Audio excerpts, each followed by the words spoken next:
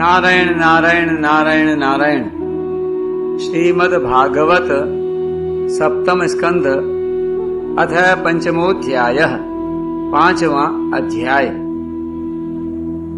हिरण्यकशिपु के द्वारा प्रहलाद जी के वध का प्रयत्न। नारद जी कहते हैं, युधिष्ठिर, दैत्यों ने भगवान श्री शुक्राचार्य जी को अपना पुरोहित बनाया था। उनके 2 पुत्र थे, षंड और अमर।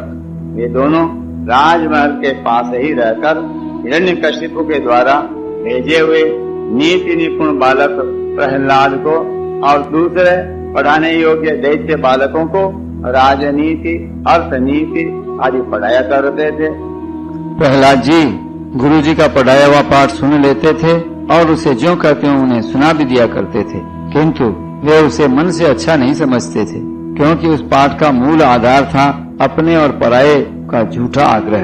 युधिष्ठिर, एक दिन हिरण्यकशिपु ने अपने पुत्र प्रहलाद को बड़े प्रेम से गोद में लेकर पूछा, बेटा बताओ तो सही, तुम्हें कौन सी बात अच्छी लगती है?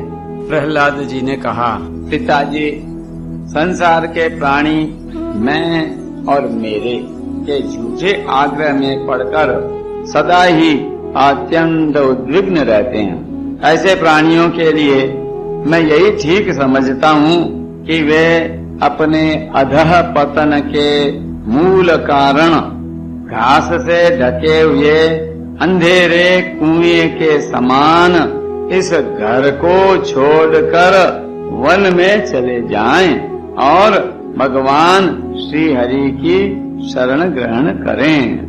वनम गतो यद्धरिमाश्रयेत।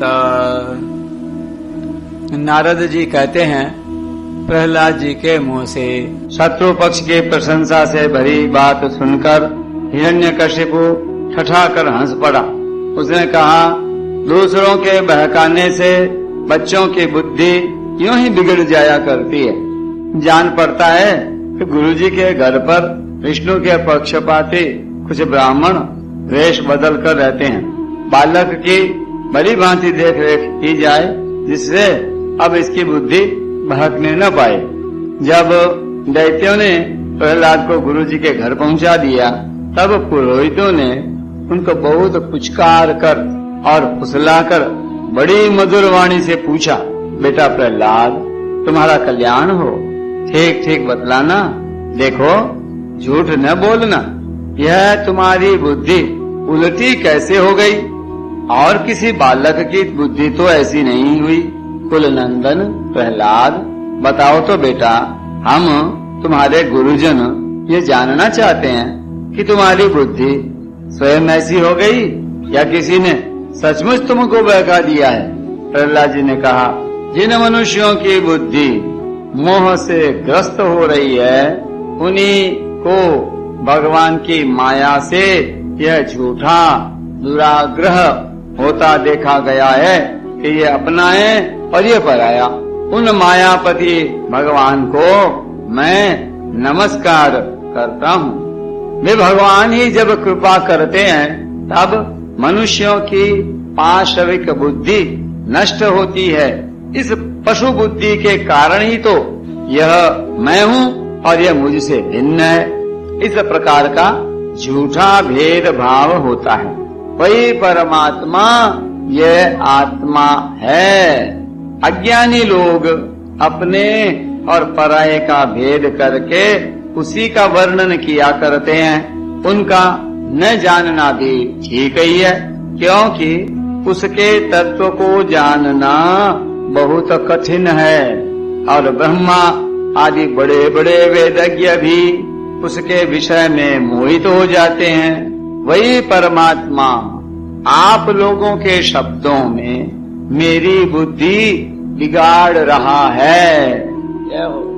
हरे नमः। गुरुजी, जैसे चुंबक के पास लोहा स्वयं खिंच आता है, ऐसे ही चक्रपाणी भगवान की स्वच्छंद इच्छा शक्ति से मेरा चित्त भी संसार से अलग होकर उनकी ओर बरबस खिंच जाता है।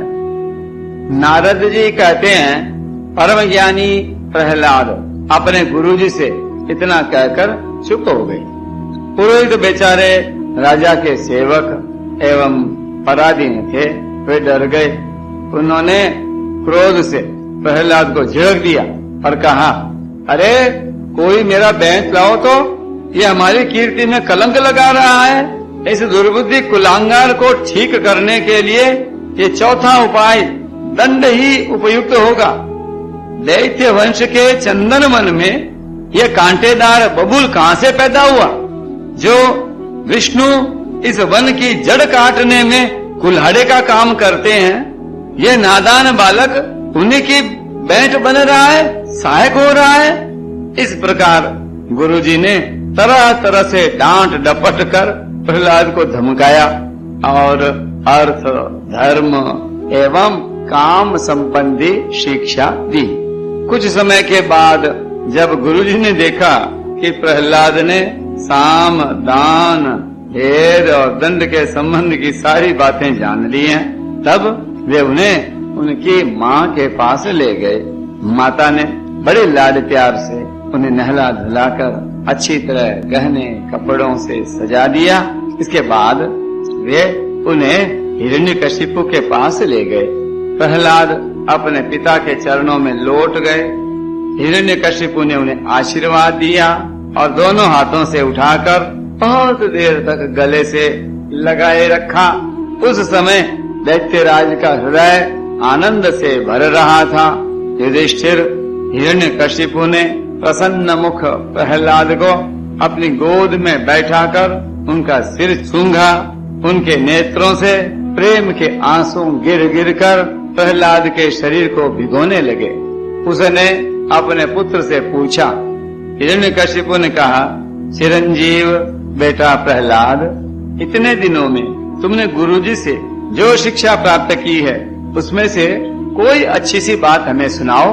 प्रहलाद जी ने कहा, पिताजी, श्रवणम कीर्तनम विष्णोः स्मरणम पाद सेवनम अर्चनम वंदनम दास्यम सख्यम आत्मनिवेदनम इति पुंसार्पिता विष्णौ भक्तिश्चेन् नवलक्षणा क्रियते भगवत्यद्धा तन्मन्यते धीतमुत्तमम्। पिताजी, विष्णु भगवान की भक्ति के 9 भेद हैं। भगवान के गुण, लीला, नाम आदि का श्रवण, उन्हीं का कीर्तन, उनके रूप, नाम आदि का स्मरण, उनके चरणों की सेवा, पूजा अर्चा, वंदन, दास्य, सख्य और आत्मनिवेदन। यदि भगवान के प्रति समर्पण के भाव से ये 9 प्रकार की भक्ति की जाए तो मैं उसी को उत्तम अध्ययन समझता हूँ। प्रहलाद की यह बात सुनते ही क्रोध के मारे हिरण्यकशिपु के होठ भड़कने लगे। उसने गुरुपुत्र से कहा, रे नीच ब्राह्मण, यह तेरी कैसी करतूत है? दुर्बुद्धि, तूने मेरी कुछ भी परवाह न करके इस बच्चे को कैसी निस्सार शिक्षा दे दी। अवश्य ही तू हमारे शत्रुओं के आश्रित है। संसार में ऐसे दुष्टों की कमी नहीं है जो मित्र का बाना धारण कर छिपे छिपे शत्रु का काम करते हैं, परंतु उनकी कलई ठीक वैसे ही खुल जाती है जैसे छिपकर पाप करने वालों का पाप समय पर रोग के रूप में प्रकट होकर उनकी पोल खोल देता है। गुरुपुत्रों ने कहा, इंद्र शत्रु, आपका पुत्र जो कुछ कह रहा है वह मेरे या और किसी के बहकाने से नहीं कह रहा है। राजन, यह तो इसकी जन्मजात स्वाभाविक बुद्धि है। आप क्रोध शांत कीजिए, व्यर्थ में हमें दोष न लगाइए। नारद जी कहते हैं, युधिष्ठिर, जब गुरुजी ने ऐसा उत्तर दिया तब हिरण्यकशिपु ने फिर प्रहलाद से पूछा, क्यों रे, यदि तुझे ऐसी अहितकारी खोटी बुद्धि गुरुमुख से नहीं मिली तो बता कहां से प्राप्त हुई? प्रहलाद जी ने कहा, पिताजी, संसार के लोग तो पीसे हुए को पीस रहे हैं, चपाए हुए को ही चबा रहे हैं। उनकी इंद्रियां वश में न होने के कारण वे भोगे हुए विषयों को ही फिर भोगने के लिए संसार रूप घोर नरक की ओर जा रहे हैं। ऐसे गृहासक्त पुरुषों की बुद्धि अपने आप किसी के सिखाने से अथवा अपने ही जैसे लोगों के संग से भगवान श्री कृष्ण में नहीं लगती। मातेर्न कृष्णे परतः स्वतो वा मिथो विपद्येत गृहव्रतानाम् अदान्त गोभिर्विशताम् तमिश्रम् पुनः पुनश्चर्वित चर्वणानाम्। जो इंद्रियों से दिखने वाले बाह्य विषयों को परम इष्ट समझकर मूर्खतावश अंधों के पीछे अंधों की तरह गड्ढे में गिरने के लिए चले जा रहे हैं और वेदवाणी रूप रस्सी के काम्य कर्मों के दीर्घ बंधन में बंधे हुए हैं, उनको ये बात मालूम नहीं कि हमारे स्वार्थ और परमार्थ भगवान विष्णु ही हैं। उन्हीं की प्राप्ति से हमें सब पुरुषार्थों की प्राप्ति हो सकती है। जिनकी बुद्धि भगवान के चरण कमलों का स्पर्श कर लेती है, उनके जन्म मृत्यु रूप अनर्थ का सर्वथा नाश हो जाता है। परंतु जो लोग अकिंचन भगवत प्रेमी महात्माओं के चरणों की धूल में स्नान नहीं कर लेते, उनकी बुद्धि काम्य कर्मों का पूरा सेवन करने पर भी भगवत चरणों का स्पर्श नहीं कर सकती। महीयसाम पादरजोभिषेकम निष्किंचना नाम न वृणीत यावत। प्रहलाद जी इतना कहकर चुप हो गए। हिरण्यकशिपु ने क्रोध के मारे अंधा होकर उन्हें अपनी गोद से उठाकर मुंह पर पटक दिया। प्रहलाद की बात को वह सह न सका। रोष के मारे उसके नेत्र लाल हो गए। वह कहने लगा, दैत्यो, इसे यहाँ से बाहर ले जाओ और तुरंत मार डालो। यह मार ही डालने योग्य है। देखो तो सही, जिसने इसके चाचा को मार डाला, अपने सुहृद स्वजनों को छोड़कर यह नीच दास के समान उसी विष्णु के चरणों की पूजा करता है। हो न हो इसके रूप में मेरे भाई को मारने वाला ये विष्णु ही आया गया है। अब यह विश्वास के योग्य नहीं है। 5 बरस की अवस्था में ही जिसने अपने माता पिता के दुस्तेज वात्सल्य स्नेह को भुला दिया, वह कृतज्ञ भला विष्णु का ही क्या हित करेगा। कोई दूसरा भी यदि औषध के समान भलाई करे तो वह एक प्रकार से पुत्र ही है, पर यदि अपना पुत्र भी अहित करने लगे तो रोग के समान वह शत्रु है। अपने शरीर के ही किसी अंग से सारे शरीर को हानि होती हो तो उसको काट डालना चाहिए, क्योंकि उसे काट देने से शेष शरीर सुख से जी सकता है। यह स्वजन का बहाना पहनकर मेरा कोई शत्रु ही आया है। जैसे योगी की भोग लोलुप इंद्रियां उसका अनिष्ट करती हैं, वैसे ही यह मेरा अहित करने वाला है। इसलिए खाने, सोने, बैठने आदि के समय किसी भी उपाय से इसे मार डालो। जब हिरण्यकशिपु ने दैत्यों को इस प्रकार आज्ञा दी, तब तीखी दाढ़, विकराल वदन, लाल लाल दाढ़ी, मूंछ एवं केशों वाले दैत्य हाथों में त्रिशूल ले लेकर मारो, काटो, इस प्रकार बड़े जोर से चिल्लाने लगे। प्रहलाद चुपचाप बैठे हुए थे और दैत्य उनके सभी मर्म स्थानों में शूल से घाव कर रहे थे। उस समय प्रहलाद जी का चित्त उन परमात्मा में लगा हुआ था, जो मन वाणी की अगोचर, सर्वात्मा, समस्त शक्तियों के आधार एवं पर ब्रह्म है। इसलिए उनके सारे प्रहार ठीक वैसे निष्फल हो गए जैसे भाग्यहीनों के बड़े बड़े उद्योग धंधे व्यर्थ होते हैं। युधिष्ठिर जब शूलों की मार से प्रहलाद के शरीर पर कोई असर नहीं हुआ, तब हिरण्यकशिपु को बड़ी शंका हुई। अब वह प्रहलाद को मार डालने के लिए बड़े हठ से भांति भांति के उपाय करने लगा।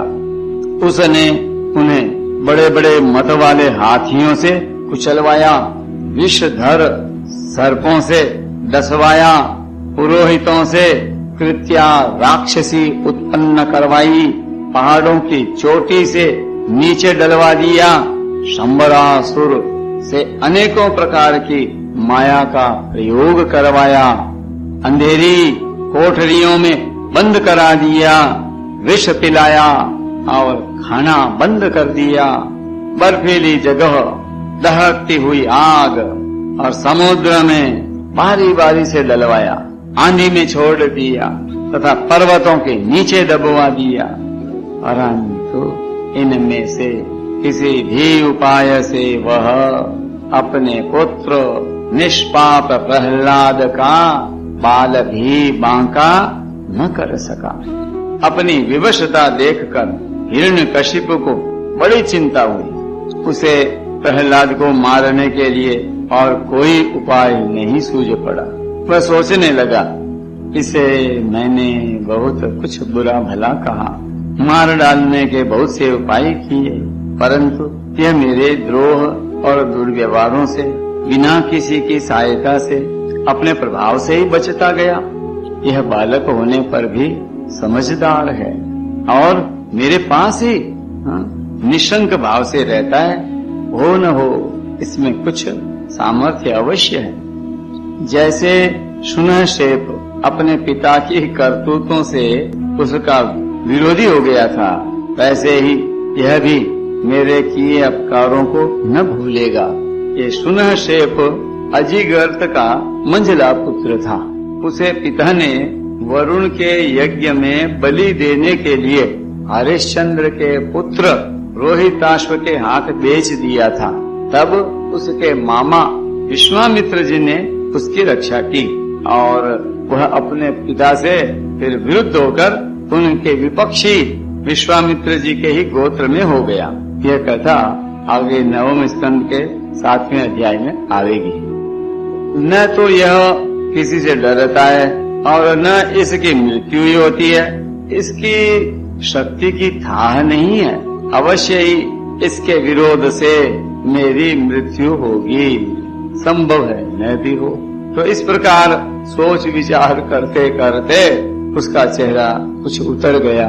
तो शुक्राचार्य के पुत्र षंड और अमर्क ने जब देखा कि हिरण्यकशिपु तो मुंह लटका कर बैठा हुआ है, तब उन्होंने एकांत में जाकर उनसे यह बात कही, स्वामी आपने अकेले ही तीनों लोकों पर विजय प्राप्त कर ली। आपके हुए टेढ़ी करने पर ही सारे लोकपाल कांप उठते हैं। हमारे देखने में तो आपके लिए चिंता की कोई बात नहीं है। भला बच्चों के खिलवाड़ में भी भलाई बुराई सोचने की कोई बात है? जब तक हमारे पिता शुक्राचार्य जी नहीं आ जाते तब तक यह डरकर कहीं भाग न जाए, तो इसलिए इसे वरुण के पांचों से बांध रखिए। प्राय ऐसा होता है कि अवस्था की वृद्धि के साथ साथ और गुरुजनों की सेवा से बुद्धि सुधर जाया करती है। हिरण्यकशिपु ने अच्छा ठीक है कहकर गुरुपुत्रों की सलाह मान ली और कहा कि इसे उन धर्मों का उपदेश करना चाहिए जिनका पालन गृहस्थ नरपति किया करते हैं। तो युधिष्ठिर इसके बाद पुरोहित उन्हें लेकर पाठशाला में गए और क्रमशः धर्म, अर्थ और काम इन 3 पुरुषार्थों की शिक्षा देने लगे। प्रहलाद वहाँ अत्यंत नम्र सेवक की भांति रहते थे, परंतु गुरुओं की वह शिक्षा प्रहलाद को अच्छी न लगी, क्योंकि गुरुजी उन्हें केवल अर्थ, धर्म और काम की ही शिक्षा देते थे। यह शिक्षा केवल उन लोगों के लिए है जो राग, द्वेष आदि द्वंद्व और विषय भोगों में रस ले रहे हों। एक दिन गुरुजी गृहस्थी के काम से कहीं बाहर चले गए थे। छुट्टी मिल जाने के कारण समवयस्क बालकों ने प्रहलाद जी को खेलने के लिए पुकारा। प्रहलाद जी परम ज्ञानी थे। उनका प्रेम देखकर उन्होंने उन बालकों को ही बड़ी मधुर वाणी से पुकार कर अपने पास बुला लिया। उनसे उनके जन्म मरण की गति भी छिपी नहीं थी, तो उन पर कृपा करके हंसते हुए से उन्हें उपदेश करने लगे। युधिष्ठिर वे सब अभी बालक ही थे, इसलिए राग द्वेष परायण विषय भोगी पुरुषों के उपदेशों से और चेष्टाओं से उनकी बुद्धि अभी दूषित नहीं हुई थी। इसी से और प्रहलाद जी के प्रति आदर बुद्धि होने से उन सब ने अपनी खेल कूद की सामग्रियों को छोड़ दिया तथा प्रहलाद जी के पास जाकर उनके चारों ओर बैठ गए और उनके उपदेश में मन लगाकर बड़े प्रेम से एकटक उनकी ओर देखने लगे।